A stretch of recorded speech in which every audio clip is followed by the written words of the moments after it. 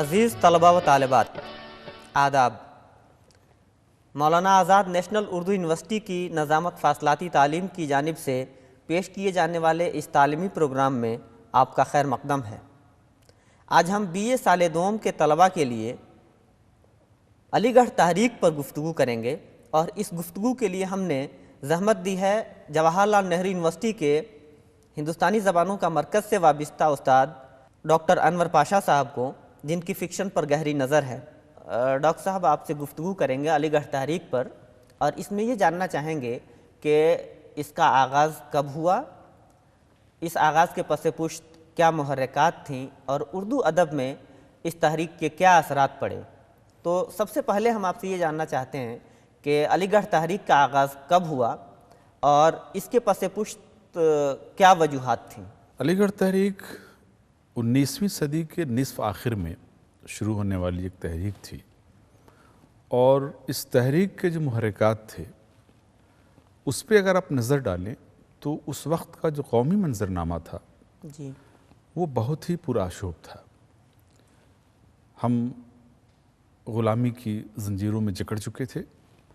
1857 में हमारी जो शिकस्त थी, पहली जंग आज़ादी में जो हमें शिकस्त मिली, उस शिकस्त के नतीजे में हम हिंदुस्तानी एक अजीब तरह की नफ्सियाती शिकस्त के शिकार थे जी, और बरतानवी हुकूमत हमारे ऊपर मुसल्लत थी और यूरोप से मुख्तलिफ़ किस्म के तस्वुरात और नज़रियात जो बरतानवी साम्राज्यत की शक्ल में हिंदुस्तान वो दरामद होके आ रहे थे जी, उसने हमारी ज़िंदगी को बुरी तरह से मुतासिर कर रखा था। गरचे ये सिलसिला शुरू हो चुका था 19वीं सदी के अवाइल से ही। हम सभी जानते हैं कि 1857 से कोई 100 साल कबल जी, 1757 में प्लासी की जंग में जी, साजुद्दौला की जो शिकस्त हुई थी, जी, उसके बाद से ईस्ट इंडिया कंपनी के सियासी अज़ाइम बुलंद हो गए थे और एक के बाद दिगरे उन्होंने हिंदुस्तानी रियासतों को अपने ज़ेरे नगी करना शुरू कर दिया था। उसके नतीजे में हम अपनी आज़ादी रफ्ता रफ्ता खोते जा रहे थे। जी, गरचे ईस्ट इंडिया कंपनी की साम्राज्य पॉलिसियों के ख़िलाफ़, उनके इस्तेहसाली पॉलिसियों के ख़िलाफ़ एहतजाज की भी कोशिशें हो रही थीं मुख्तलिफ़ हलकों से, मुख्तलिफ़ शक्लों में। बाज़ रियासतों की जानिब से मसलन टीपू सुल्तान वगैरह ने बहुत ही ज़बरदस्त मुज़ाहमत की, लेकिन बिलाखिर वो तमाम मुज़ाहमतें अंग्रेज़ों की पॉलिसी के सामने बहुत कारगर नहीं हो सकी जी, और बिल आखिर 1857 में आकर के हम मुकम्मल तौर पर अंग्रेज़ों के ग़ुलाम हो गए और वो हमारे ऊपर मुसल्लत हो गए। उसके नतीजे में हिंदुस्तानी आवाम के अंदर एक ऐसी ज़हनियत ग़ुलामी की पैदा हो गई थी कि जिससे निकालना बहुत ज़रूरी था, क्योंकि अगर कोई कौम नफ्सियाती तौर पर शिकस्त खुर्दा हो जाए तो उस कौम की कभी भी दोबारा वापसी नहीं हो सकती है एक कौम के तौर वो पर। मायूसी और कसमपसी का शिकार हो जाए। उस सूरत हाल को सामने आप रखें तो उस दौर में मुख्तलिफ़ किस्म की इस्लाही तहरीकें शुरू हुई। जी, गरचे सिलसिला 19वीं सदी के शुरू से हो चुका था इस्लाही तहरीकों का सिलसिला।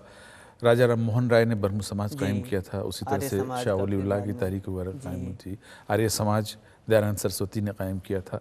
ये तमाम इस्लाही तहरीकें थीं और भी मुख्तलिफ़ इस्लाही तहरीकें चल रही थीं मुख्तलिफ़ खित्तों में, और ये तमाम इस्लाही तहरीकें इसी मकसद के तहत चल रही थीं कि हिंदुस्तानी आवाम को किसी तरह से अपनी रिवायत, अपनी तहज़ीब, अपनी सकाफ़त और अपनी कौमियत के एहसास के साथ बांधे रखा जाए, उनको टूटने न दिया जाए, या जो गुमराहियाँ आ गई हैं उनकी इस्लाह की जाए। ये तमाम इस्लाही तहरीकें इस मकसद के तहत चल रही थी।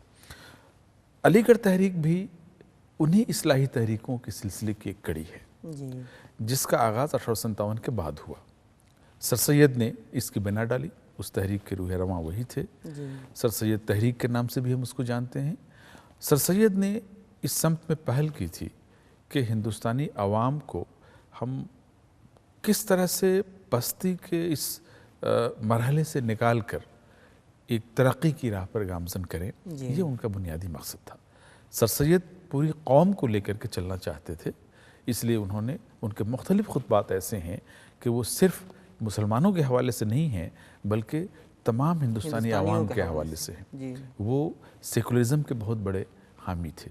وہ ہندوستان میں کمپوزٹ کلچر اور آپسی بھائی چارے کے ساتھ ہندو مسلمانوں کی ترقی کو دیکھنا چاہتے انہوں نے تھے. 2 آنکھیں بھی قرار دو دیا آنکھیں تھا دلہن کی 2 آنکھوں کی طرح انہوں نے کہا تھا کہ ہندو اور مسلم اس ملک کی دلہن ملک ہمارا جو ہے دلہن کی طرح ہے, ایک خوبصورت دلہن کی طرح, اور ہندو اور مسلمان اس خوبصورت دلہن کی 2 خوبصورت آنکھیں ہیں. جی. اور دونوں کی خوبصورتی تبھی بنی رہے گی جب دونوں یکساں طور پر اس حسن کے ساتھ قائم رہیں. تو ظاہر ہے کہ یہ سر سید کا مقصد تھا. لیکن رفتہ رفتہ چونکہ دوسری تحریکیں چل رہی تھیں جو کنسنٹریٹڈ تھیں الگ الگ سماجی طبقات تک, تو بعد میں چل کر کے سر سید کی تحریک مسلمانوں کے حوالے سے کنسنٹریٹڈ ہو گئی, ورنہ بنیادی طور پر یہ قومی تحریک تھی سر سید کی تحریک. سر سید تحریک یہ چاہتی تھی, یہ علی گڑھ تحریک کا مقصد یہ تھا کہ ہندوستانی عوام کو تعلیم کی روشنی سے بہرہور کیا جائے. تعلیم ایک بہت بڑا ٹول ایک طرح سے کہیے کہ تعلیم ایک ذریعہ ہے. تعلیم کے بغیر ہندوستانی عوام کی ترقی ممکن نہیں تھی. یہ بات سر سید کے ذہن میں بیٹھ چکی تھی. اور 19ویں صدی کے اوائل سے ہی جو تحریکیں, میں نے برہمو سماج کا ذکر کیا, برہمو سماج میں بھی راجہ رام موہن رائے جدید تعلیم کی وکالت کرتے ہیں اور تمام ایسے رسوم اور روایتوں کو ترک کرنے کی بات کرتے ہیں جو ہندوستانی عوام کے لیے ایک طرح سے لعنت بن گئی تھی. تو وہ چاہتے تھے کہ اصلاح ہو, اور تعلیم کو سمجھتے تھے کہ تعلیم اصلاح کی سب سے پہلی جو ہے ضرورت ہے. جو قوم تعلیم کی طرف مائل ہوگی, جو سماجی طبقہ تعلیم کی طرف مائل ہوگا, وہ گویا اصلاح کی راہ اس کے لیے آسان ہو جائے گی. تو تعلیم سے بہرہور کرنا چاہتے تھے سر سید اس دور میں, اور انہوں نے محسوس کیا تھا, یورپ کا سفر کیا تھا سر سید نے. سر سید یورپ گئے, وہاں کے نظام کو سمجھا تھا, جمہوری نظام جو یورپ کا تھا اس کو سمجھا تھا, اور وہاں تعلیم کی روشنی نے جو تبدیلیاں معاشرے میں, یورپ میں تعلیم کی روشنی رناساں کے بعد جو نشأت ثانیہ ہے اس کے بعد سے وہاں جو صنعتی نظام قائم ہوا, صنعتی جو انقلاب آیا, اور اس کے ساتھ ساتھ تعلیم اور سائنس کی جو برتری, جو سائنس کی بالادستی قائم ہوئی, تعلیم کی جو بالادستی قائم ہوئی, اس کے نتیجے میں یورپ جو ہے ایک بہت طاقتور ریجن, ایک علاقہ بن کر کے ابھرا تھا. اور برطانیہ یورپ کا حصہ رہا ہے, ظاہر تھا. تو وہاں تعلیم کی وجہ سے ہی وہ ایک بہت ہی ترقی یافتہ قوم کے طور پر پوری دنیا پر مسلط تھے.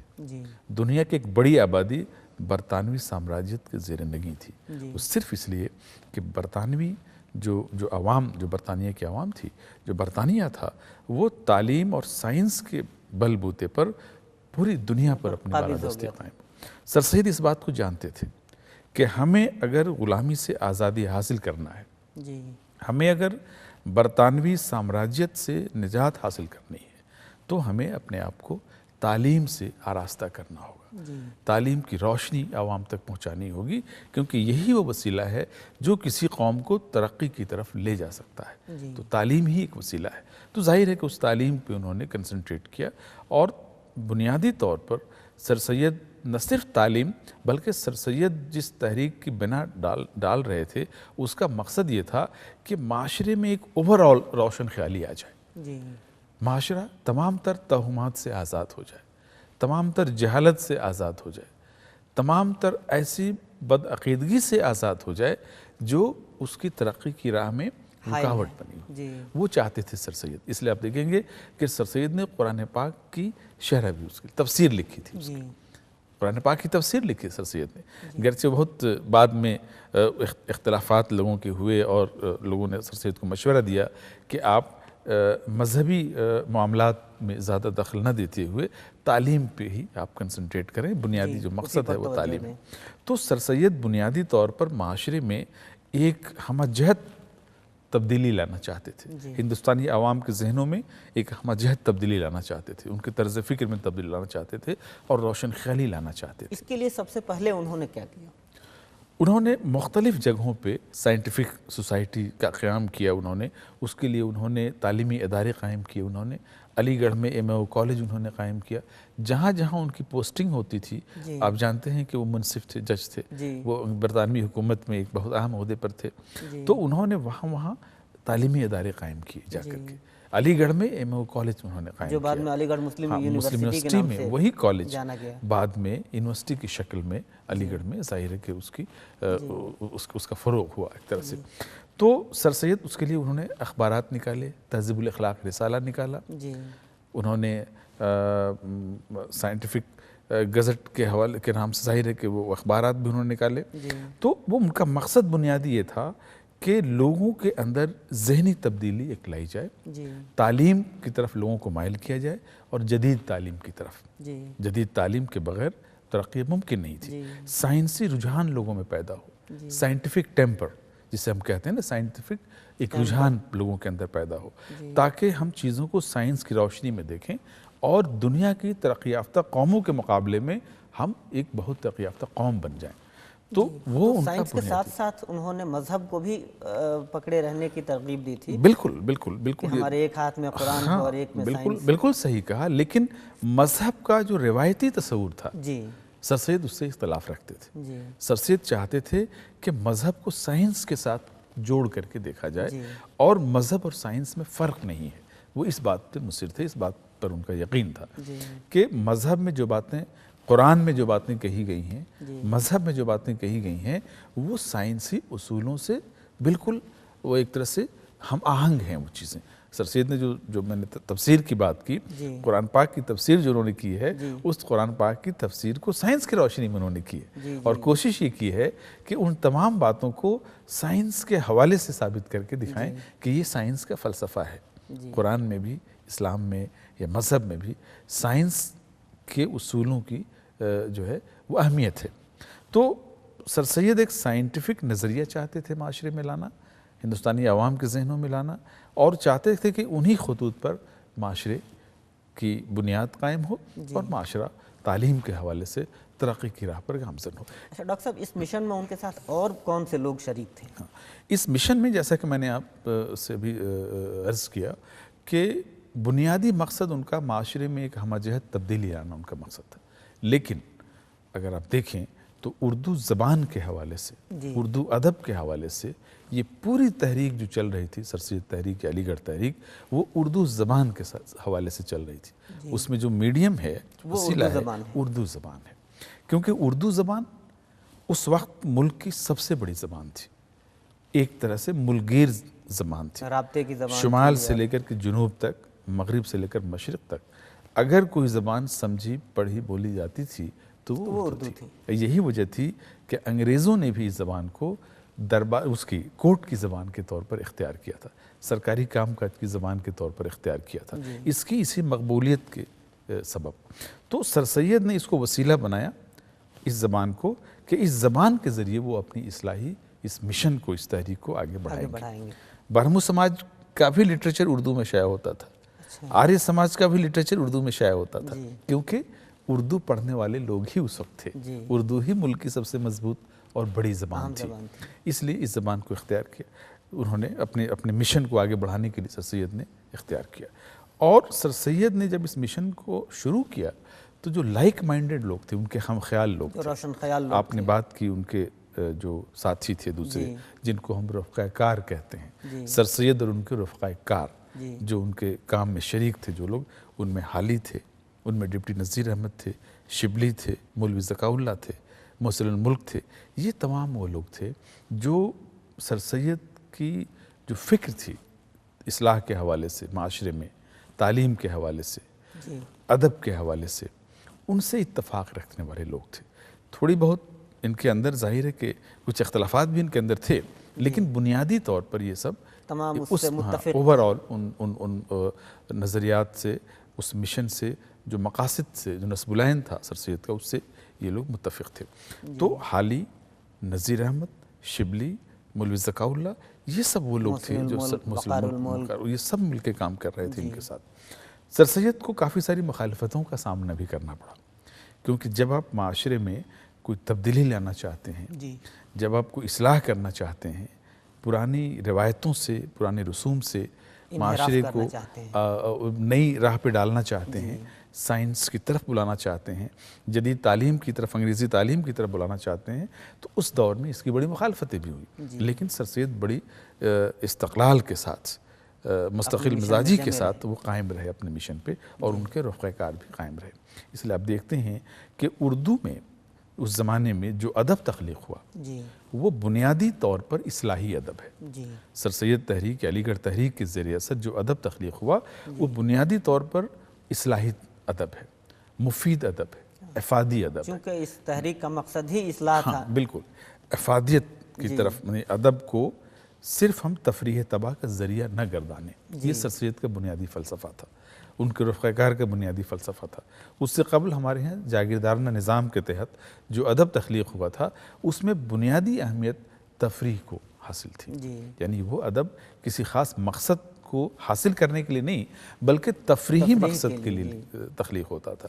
ادب چاہتے، سر سید چاہتے تھے، یہ ان کے رفقۂ کار چاہتے تھے، حالی، نذیر احمد، یہ سب یہ چاہتے تھے کہ ادب صرف تفریح طبع کا وسیلہ نہ رہے بلکہ زندگی کا ترجمان بنے، معاشرے کا ترجمان بنے، معاشرے کو بدلنے میں معاون بنے۔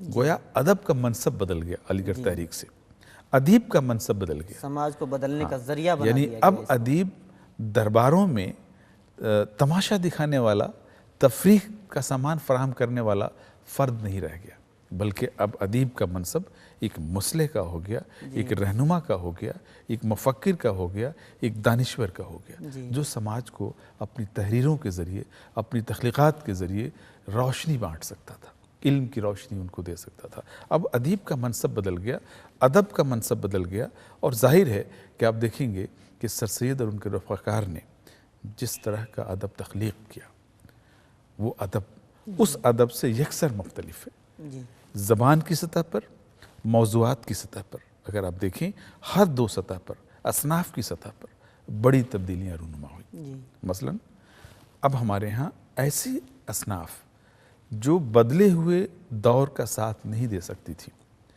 جدید تقاضوں کے ساتھ ہم آہنگ نہیں ہو سکتی تھی، مثلا قصیدہ نگاری، ان کا خاتمہ ہو گیا۔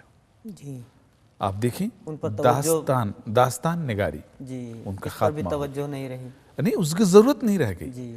لوگوں نے محسوس کیا کہ وہ قصیدہ جاگیردارانہ نظام سے وابستہ صنف تھی، اب وہ نظام ختم ہو گیا، بادشاہوں کی مدح، نوابوں کی مدح، تعریف، رئیسوں کی تعریف، درباروں میں قصیدے کا یہی کام تھا بنیادی۔ تو قصیدہ نگاری کے لیے جو نظام، جس نظام میں قصیدے کو فروغ حاصل ہوا وہ نظام ختم ہو گیا، اس لیے قصیدہ جیسی صنف اب متروک آنے والے زمانے میں ساتھ نہیں دے سکتے۔ نئے کون سی نئی اصناف سامنے آئیں؟ اب داستان، میں نے بتایا کہ نثر میں داستان نگاری، داستان نگاری جو ہے جس طرح سے خواب و خیال کی دنیا میں لے جاتی تھی، اب اس طرح کی صنف کی ضرورت نہیں رہی، اب تو حقیقت سے آنکھیں دو چار کرنے والی صنف کی ضرورت تھی، وہ صنف جو اس وقت کے عصری مسائل سے عوام کو آگاہ کر سکیں، ان کے حل کے لیے ان کو ایک طرح سے مستعد کر سکیں، تیار کر سکیں، اس طرح کے ادب کی ضرورت تھی۔ اس لیے آپ دیکھیں گے کہ افادی ادب جو ہے وہ کارگر ہو کر کے سامنے آیا، افادی ادب کا نظریہ۔ اس میں آپ دیکھیں مثلا نظم، غزل کی اہمیت کو بھی ایک طرح سے کم کرنے کی کوشش کی گئی۔ حالی کا وہ بہت ہی مشہور شاعری میں جو انہوں نے اپنے خیالات پیش کیے کہ غزل گویا فرسودہ مضامین پیش کیے جانے والی ایک صنف ہے، جہاں حسن اور عشق سے متعلق چیزیں ہی زیادہ اہمیت رکھتی ہیں۔ وہی نہیں، آپ غزل میں کسی فکر کو بہت منظم طریقے سے نہیں پیش کر سکتے، کیونکہ غزل کی جو صنف ہماری بہت مقبول صنف ہے، بہت ہی اہم صنف ہے، بہت بڑا ہمارا ادبی سرمایہ غزل کی شکل میں ہے، لیکن اس کے باوجود حقیقت یہ ہے کہ غزل کا ہر شعر الگ الگ مفہوم رکھتا ہے، تو ایک ہی غزل میں آپ کو کئی طرح کے خیالات۔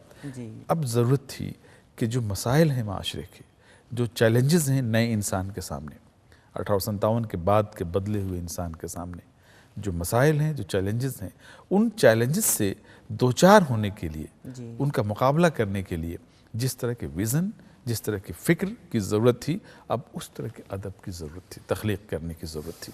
اس لیے آپ دیکھیں گے نظم کا فروغ ہوا شاعری میں، ایک نظم جو ہماری نظم ہے ایک بڑی صنف کے طور پر ہمارے ہاں نظم سامنے آتی ہے۔ اس کے فروغ میں مولانا محمد حسین آزاد، ہاں، وہ بھی سر سید کے رفقۂ کار میں، نام ان کا میں بھول گیا تھا، وہ بھی سر سید کے رفقۂ کار، نظم کی بنیاد ڈالی انہوں نے، حالی نے، شبلی نے، इन सब ने नज़्म को फ़रोग़ दिया और इतनी तेज़ी के साथ नज़्म नगारी को जो इर्तिक़ा हासिल एक तरह से हुआ वो बहुत हैरत अंगेज़ है कि कम वक्त में नज़्म नगारी जैसी नई सिन्फ हमारे यहाँ आई और बहुत ही तेज़ी के साथ उसका फ़रोग़ हासिल हुआ।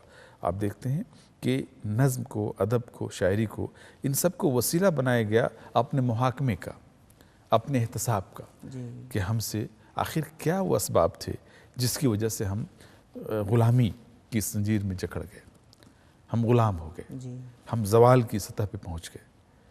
तो उन तमाम चीज़ों के मुहाकमे का एक अमल शुरू हुआ और उसमें अदब बहुत बड़ा वसीला बना। नज़्म के अलावा और कौन सी और आप देखें नावल, नस्र में सरसैयद तहरीक एक बड़ी खूबी यह है, अदब के हवाले से अगर आप देखें तो जो नसरी असनाफ़ हैं उनको फ़रोग़ हासिल हो।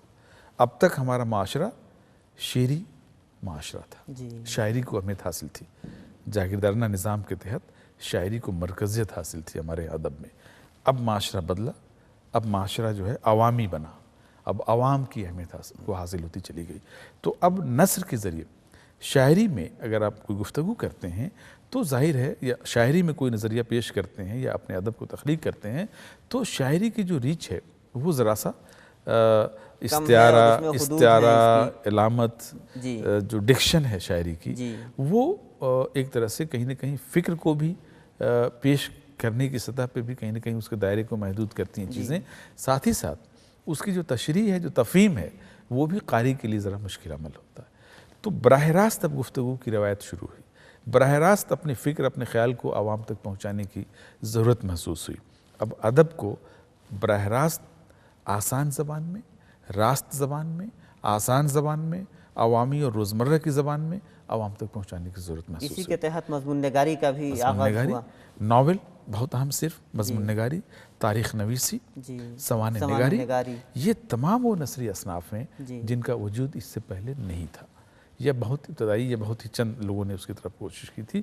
इसलिए आप देखेंगे कि ये बहुत मेजर प्रोज़ जो असनाफ़ के तौर पर, एक तरह से प्रोज़ की नस्र की सिन्फ के तौर पर ये तमाम असनाफ़ हमारे सामने आती हैं और नस्र का फ़रोग़ बड़ी तेज़ी के साथ होता है। उसमें नज़ीर अहमद नावल के हवाले से आप अंदाज़ा लगाएं कि दास्तान निगारी की रवायत से अचानक नावल की तरफ शिफ्ट होना, ये बहुत बड़ा वाक़या उर्दू अदब में है कि नज़ीर अहमद ने हकीकत निगारी की एक ऐसी रिवायत डाली, ख्वाब ख्याल की दुनिया जो दास्तानों में थी उससे अलग हट करके अवामी ज़िंदगी, मतवसत तबके की ज़िंदगी, उनके मसाइल को जिस तरह से अहमियत दी, असरी जो मसाइल थे उनको पेश करके आवाम के अंदर एक ऐसी इस्लाही फ़िक्र को अहमियत देने की कोशिश की कि जिससे पढ़ करके कारी जो है, आवाम जो है, वो अपनी इस्लाह कर सकें और माशरे को एक तरह से तब्दीली से हमकिनार कर सकें। और क्या खिदमात रही हैं इस तहरीक की?